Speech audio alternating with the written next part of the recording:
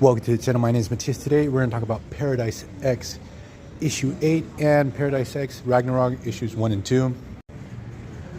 So in these issues we learn a couple of really interesting things. First, that Mephisto, who is like the big bad to this particular series, is incredibly complex and that he's sort of tied to the origins of Asgard.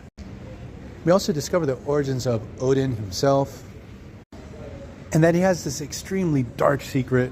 So without further ado, let's get into it. So in issue 8, we discover that Daredevil, who we thought was Deadpool up until this moment, who was actually Mephisto, and now has released the Entropic Man out on the world. Because the thing is that in this reality, people cannot die.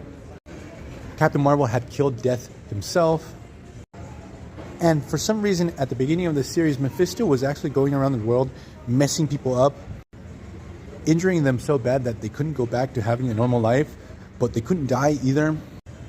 So they were basically condoned to this life of agony. So basically, we had a part of the world's population that wanted Death to come back. This led to our heroes to search out and find the Entropic Man. So Mephisto has set loose the Entropic Man, but with the condition that he has to kill Reed Richards and Sue Richards. So now he's trying to hunt them down, and we have Reed Richards totally freaking out over the situation. He does not want to lose his wife again. Then the story cuts to what I'm going to call Purgatory. It's never called like this in the story itself, but it's a place within this reality where dead souls will go to because they have not accepted that they have died in the first place. And we have Steve Rogers, who would be like the leader of Captain Marvel's angels within Paradise, going down to this realm, trying to visit his family, and he has sort of nudged Frank Castle into becoming the Punisher again. It seems that Cap was banking on the fact that Punisher's shenanigans within this realm might provoke a mass awakening. And also another thing is that Cap feels this great deal of guilt because in the first Earth X story arc, he had killed the new Red Skull, who was just a kid. He was an insanely powerful telepath on a power trip.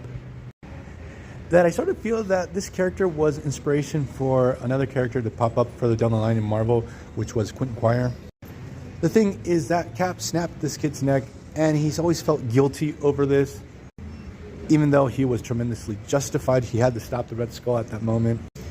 So he started to visit the Red Skull in this Purgatory, who in this reality he has manifested as a small kid.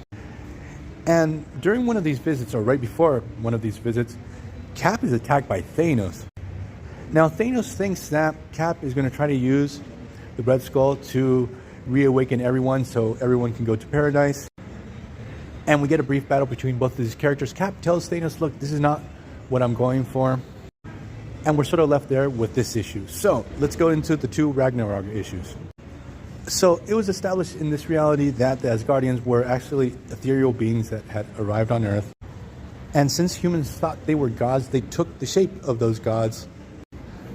So basically every aspect of the Asgardians was shaped by the culture and beliefs of the Nordic people, because that's where they arrived when they reached Earth. So during the Universe X series, Loki actually had discovered this, that every aspect of Asgard and Asgardian society was aligned. So Loki was able to break away from these chains. He took a totally different look. And it's really interesting because technically Loki at this point doesn't even have a gender. His face doesn't have any features. And he has been hell-bent on trying to reawake the other Asgardians. And what happens is Loki's even able to get Thor on board. And what they discover is that Odin knew this all along. That somehow Odin has been this puppet master behind the creation of Asgard. That all the internal conflicts that Asgardians have is just machinations and stuff that has been provoked by Odin himself. So now we have Thor hell-bent on provoking Ragnarok himself and to liberate his Asgardian brothers and sisters. So here we get the origins of Odin.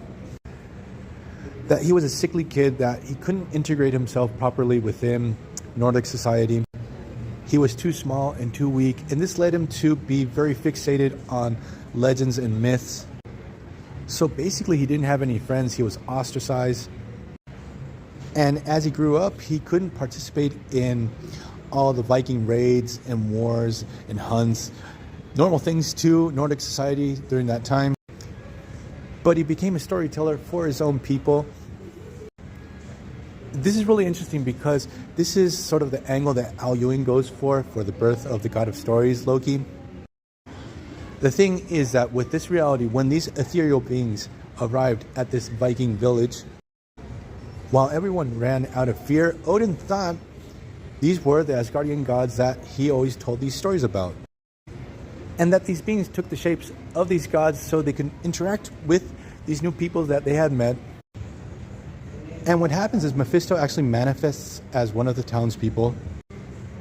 And he tells Odin, look, take advantage of the situation, ensnare these malleable beings, become their king, and I'll give you a little pocket reality where you can rule over them.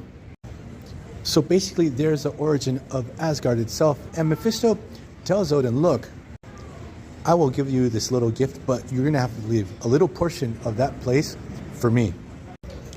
And what we're going to discover later on in the story is that Mephisto has hidden something there. So now we have Thor on the warpath to find Odin and make him pay for enslaving his people. That everything that they lived through is actually his own childhood fantasy, and that's it. It's pretty funny because Loki's especially pissed off because he was made to be evil. And he's like, I never wanted to be the bad guy. I never wanted to suffer the way I suffered. So the thing is that our heroes are able to find Odin, and they force him to show him where is this place that Mephisto wanted. And the place is actually the world tree, Yggdrasil. Mephisto actually uses it as a backdoor to the multiverse. We don't know why yet, but we discovered that the roots of Yggdrasil, since they go into the multiverse, this actually fuels Asgard, and that's why the Asgardians are immortal. And that the rings within Yggdrasil itself are a map to the multiverse. So to end this curse that the Asgardians are going through, they're going to have to cut down this tree. They're going to have to become mortal again, but they're going to recuperate their original identities. So what happens is Thor cuts down the world tree, and the Asgardians are still Asgardians. But the thing is that as long as Odin still believes that he's Odin, he's the Allfather, his hold over the Asgardians is still going to be present. And another thing is that Odin doesn't remember his life prior to being the Allfather. So what happens is X-51, who was there to record all the events that were going down because he was the new Watcher, actually accesses the Watcher's archives and tells Odin, your real name is Donnerson. And just by telling him his name, his control over the Asgardians just evaporates immediately. He actually reverts back to being a normal human. He's not the Allfather anymore. And what happens is the land of Asgard is no more, and all the Asgardians have been liberated. Now they roam the world as normal beings, but some of them have not changed their appearances. They're sort of used to looking like the way they do. So I'm going to leave this video here. I hope you guys liked it. See you guys next time. Bye.